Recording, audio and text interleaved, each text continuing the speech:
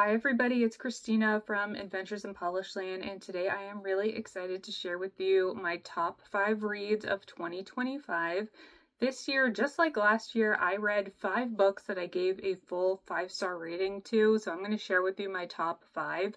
I read 72 books this year, so you might think 5 is a very small percentage of my overall reading, and that is true.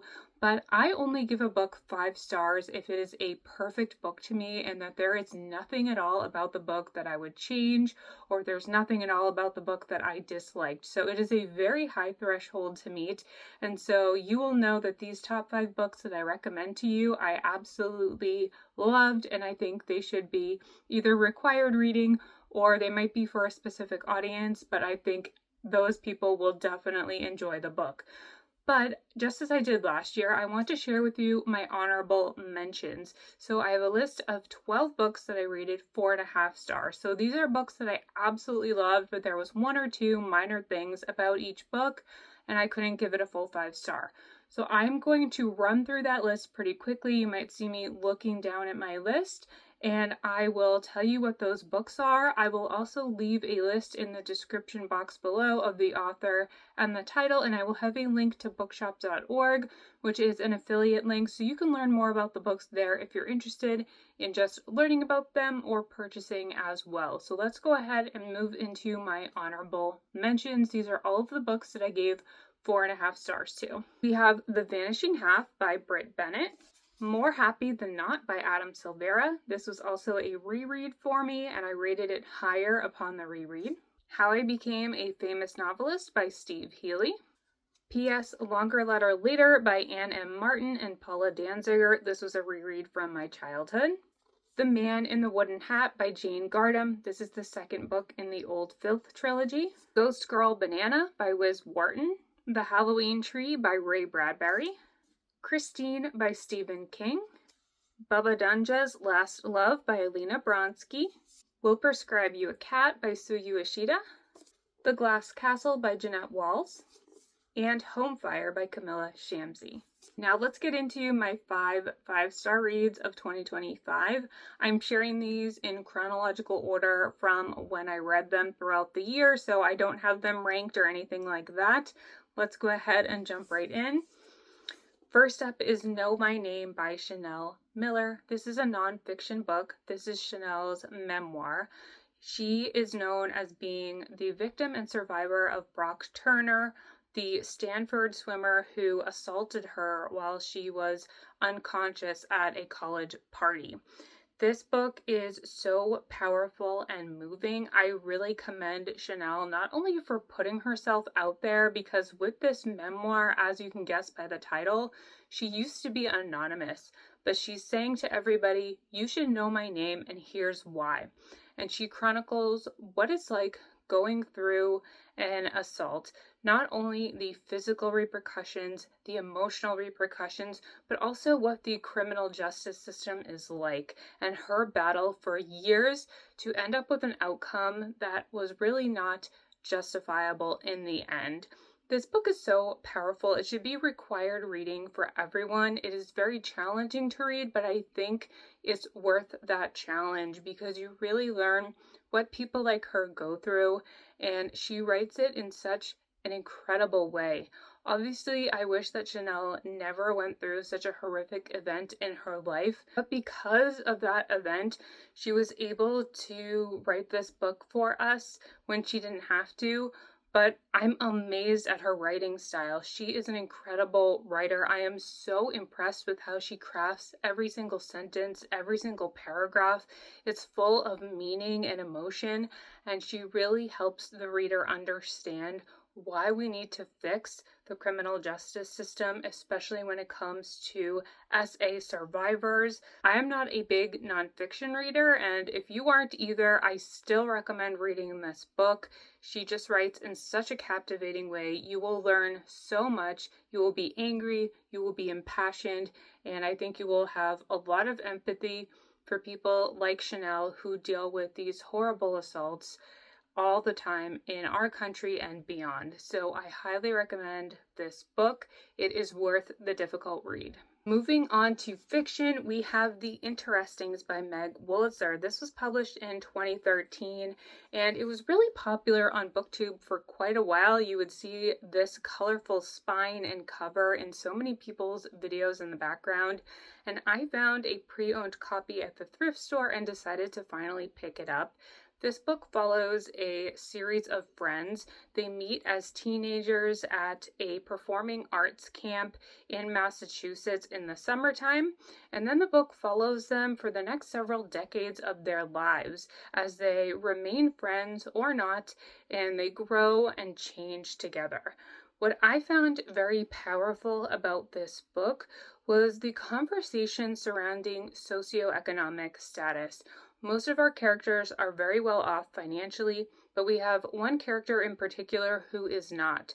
And even though she is best friends with the other people that she meets at camp, you definitely see the wealth gap at play in their friendship. And at the end of this book, one question I repeatedly asked myself was, is it possible for people to truly be friends when they have such a gap in their socioeconomic status? And it's something that I've been thinking about and questioning as the year continued. There is such a power imbalance. You see that people with money have so much more privilege than people without, and it's just a very interesting topic of conversation. I would also highly recommend this book if you enjoy books about friendship. This reminded me a little bit of A Little Life by Hanya Yanagihara, which is another one of my favorite books, just because you get to see a group of friends change and evolve over a long period of time.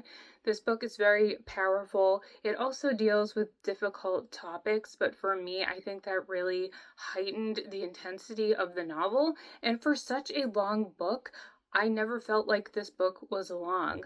I really enjoyed every single page, and at the end, I was very moved emotionally. I cannot wait to read more books by this author.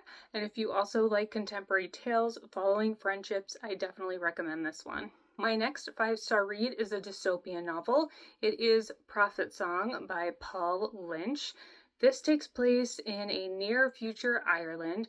Our main character is a wife and mother who works a normal job. One day, her husband, who is a teacher, has an opinion in the teachers' union that is different from the government's current opinion, and he gets arrested and disappears. And our main character makes it her mission to try to find her husband, get him out of jail, and to unite her family together. As the book goes on, you slowly see how the government is becoming more authoritarian, how you cannot have an opinion that's different than the government's. You see how young men are forced to join the army, how there are shortages in food, and how people are losing their jobs left and right. It becomes a very, very scary situation for our protagonist and her young children. This book was so powerful to me because it was a quiet novel. The events of the book are certainly horrific and scary, but they are very timely, and the writing style of the book kind of lets it wash over you, where you have this realization that what's happening in this fiction book is similar to what is happening in my own country at this time, which makes it absolutely frightening because I feel like I can see this book playing out in real time. And I think one of the concepts at play in this book that is very, very interesting is this dichotomy of the human experience. On the one hand, you think that none of the bad things will happen to you and you'll be fine and everything will be fine. But then on the other hand, you slowly start to realize that these bad things are happening to you and it may be too late to get out of this situation. And I feel like these are questions that we are going to have to start asking ourselves. Is there anything that we can do to prevent injustices similar to these from happening in our own country and in our own life? And if so, what steps do we need to take, not only to protect ourselves and our families, but also to protect the country as a whole? This book is so timely. It is a very scary read, but I think it's a very important one. I am somebody who historically loves dystopian novels, and this one I think was the one that really made me feel as if these dystopian books that I've read for many years now may no longer be dystopian for a long period of time. I highly recommend Prophet Song by Paul Lynch if you're looking for an unsettling book about what life will be like in an authoritarian regime in the Western world today. Moving along, my next 5-star read is The Story of a New Name by Elena Ferrante. This is the second book in the Neapolitan novels, the first one being My Brilliant Friend. I'm not going to spoil what happens in this book for you, but I will talk about what this series is about as a whole. I've only read the first 2 books thus far. Our main characters are 2 young women in Italy. We learn right at the beginning of the first novel that they have a very deep but complicated friendship, and we flash back in time to when the girls first meet as children and how their relationship develops. So in the first novel, we follow them as children up until one of the characters' weddings. And then in this book, we pick up right after that wedding and follow them for a little while into their early adulthood, I would say. I really enjoyed the first book, and I was excited to continue on in the series. And I was partway through the second book when I realized I was fully invested into these characters' lives. I had to know what was going to happen. I was really entwined with all of the makings of their small town in Italy, and I couldn't wait to find out what was going to happen to our characters. Our characters are very interesting people. They have really tough lives, especially as girls. They are constantly surrounded by violence. They are living in a time and place where girls and women really do not have any power or any authority over their own lives. And so it is really challenging when you read these books to know that these girls are in such a difficult place and they have to endure so much that they really shouldn't. Because of that, our characters are very complex. A lot of the times they make horrible decisions and you can't stand by them for that, but at the same time, you understand where they're coming from. They've dealt with horrific events in their lives. They deal with violence on a regular basis. And so sometimes they make choices that you don't support, but you understand the reasoning behind them, and because of that, you're still rooting for them. And in this book in particular, I really came to respect our characters for who they are and what they've gone through, and I am so intrigued to see what will happen next. I ended up finding these first 2 books while I was at a yard sale and a library book sale, so I am hoping to find the third one used as well, but if not, I might buy it on eBay because I need to continue on with the story. This is another book that is very long, but the length of the novel did not deter me at all. I turned every page with interest and highly recommend reading this series, at least the first 2 books, which is what I have read thus far. And finally, my last 5-star read of the year is Nothing to See Here by Kevin Wilson.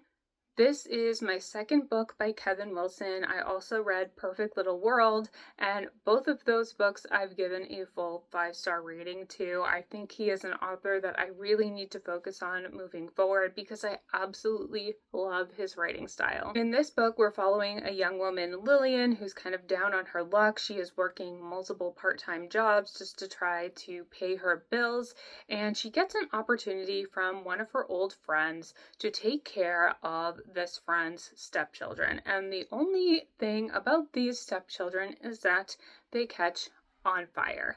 And so Lillian decides to take on this nannying position, and it becomes her mission to figure out how to care for these children who spontaneously combust.